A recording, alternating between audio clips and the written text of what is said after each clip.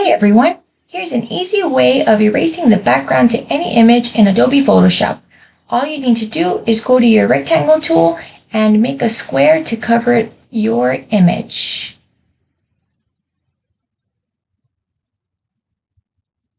Then you're going to go to your layer panel and make sure that your rectangle is behind your image. Now for this, you're going to want to make sure that the color of your square is a bright color so that way you can see your whole image.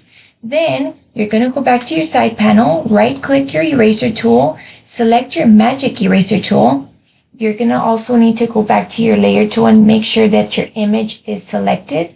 Then click on your image and it'll automatically erase the background.